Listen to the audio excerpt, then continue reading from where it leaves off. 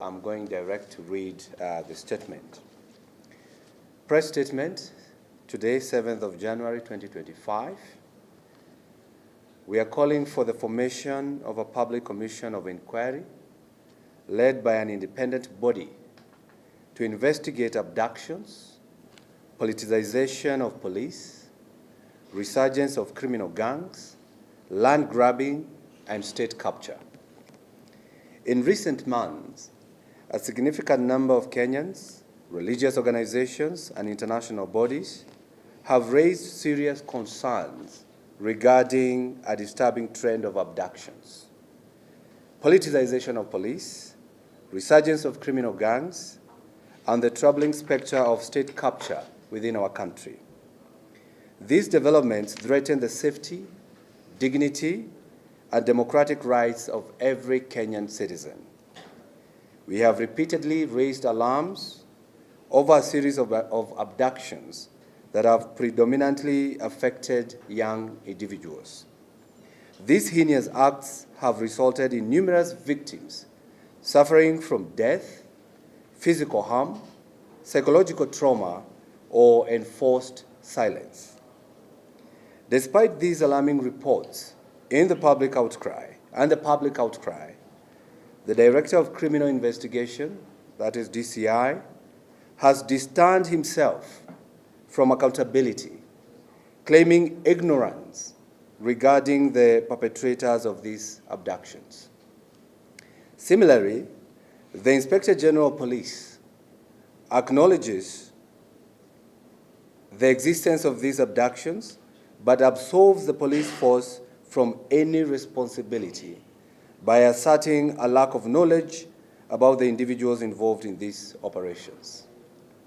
Meanwhile, the President, William Ruto, in his usual ambiguous manner, has made public promises to stop the abductions, while simultaneously admonishing parents to instill discipline in their children, insinuating that lack of discipline contributes to these abductions.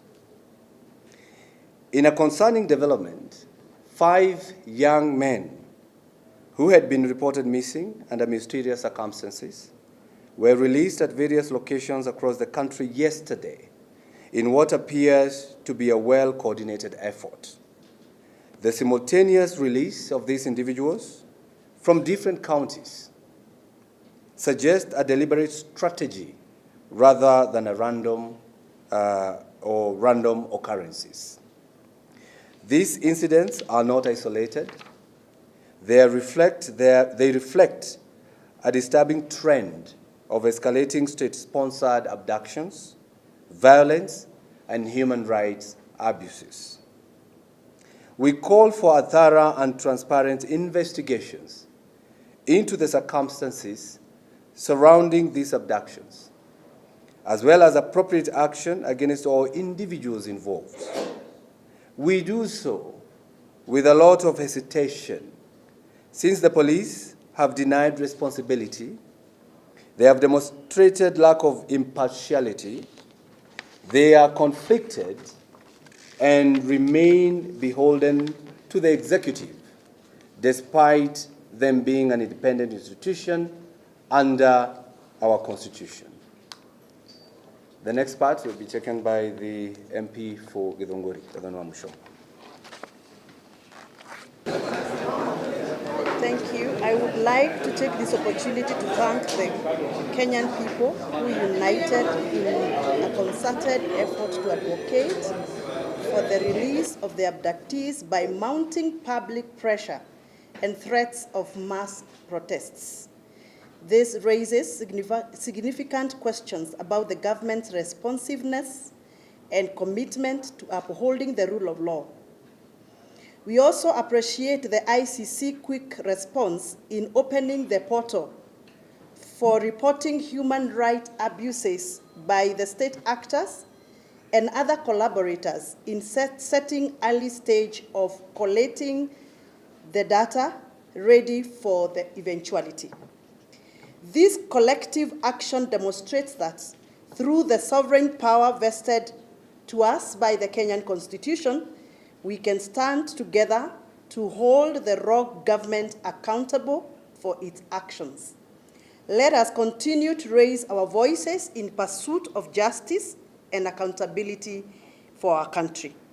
We urge the President and the Executive to ensure the immediate release of the remaining abductees. It is particularly troubling that the police have yet to apprehend anyone in connection with the abductions of the Kitengela 3, whose 32 days of torture remain uninvestigated and for which no perpetrators have been held accountable. In light of these grave issues, we hereby call for the following actions collectively as leaders representing the great people of Kenya. 1, establishment of an independent public commission of inquiry. This is to investigate the alarming series of abductions targeting individuals perceived to be critics of the President and Executive.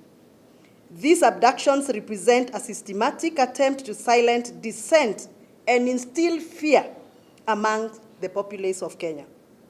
2, to examine the politicization within the police services and force and other independent institutions. This includes investigating instances where security forces have been forced and used for political gains or to intimidate and persecute dissenting voices. As you're aware, some of us here have been in the arms of the police in the name of investigations for issues not clear. To investigate organized criminal attacks against the Deputy President, Rigathi Gachagua, and his supporters, including 1, the chaotic event at Limuru funeral in Kiambu County in November 28, 2024. The tear gas incident in Shamata in Nyandarua County in December 28th of 2024. The remaining part of the statement will be read by our colleague, Senator for Kajiado.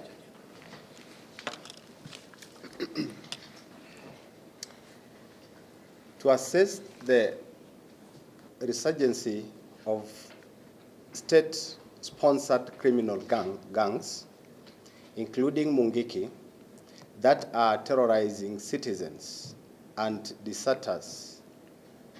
These gangs have been creating an atmosphere of fear, lawlessness among ordinary Kenyans and critics of the government. To address issues surrounding state capture, including the awarding of government contracts and affiliates within the government and rampant land grabbing, alongside issues, misuse of public resources. These include examining extensive land grabbing currently underway in Ngurunga Farm in Kiambu constituency, Gikumari in Ruiru constituency, Dabibi in Naivasha constituency, Nakuru, Memorial Hospital, and many other acts of misuse of public trust, which threatens the integrity of our institutions and welfare of the Kenyan people. Parliamentary actions. We urge both the National Assembly and the Senate, and also all county assemblies across the nation to convene a special session during recess to discuss and conduct inquiries into these abductions and other pressing matters affecting the society. Public safety and accountability. We emphasize the necessity for a comprehensive review of public safety measures and accountability mechanisms within law enforcement agencies to ensure protection for all Kenyans. We, the undersigned legislators, believe that these investigations are essential to uphold the rule of law, protect human rights, restore public trust in our institutions, and safeguard Kenyans' democratic values. We stand in unwavering support of the information of this Independent Commission of Inquiry and demand swift, decisive actions to restore justice and security of our nation. The signatories are Senator Karungo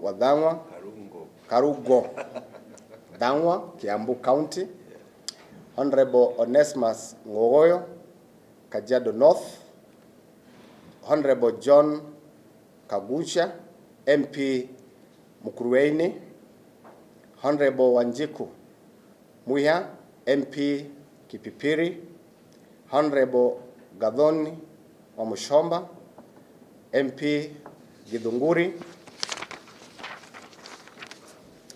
Senator Joy Nyotu,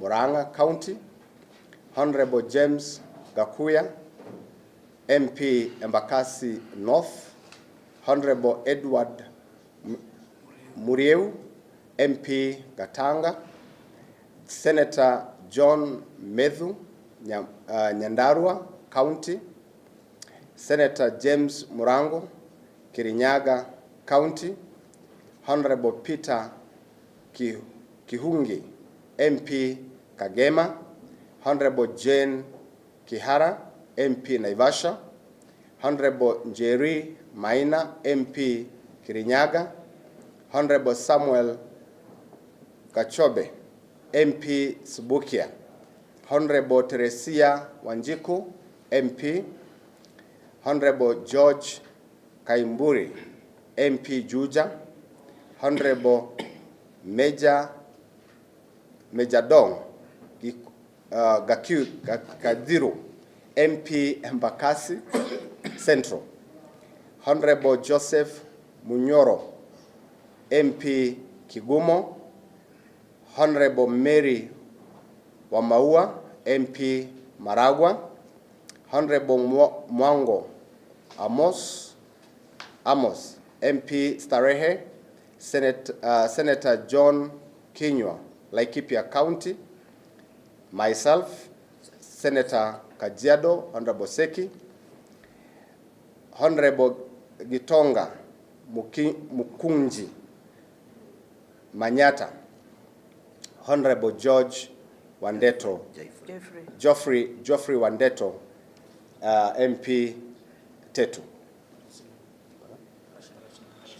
The last but not least, Mheshimiwa Honorable Parashina, MP Kajiado South. Thank you very much.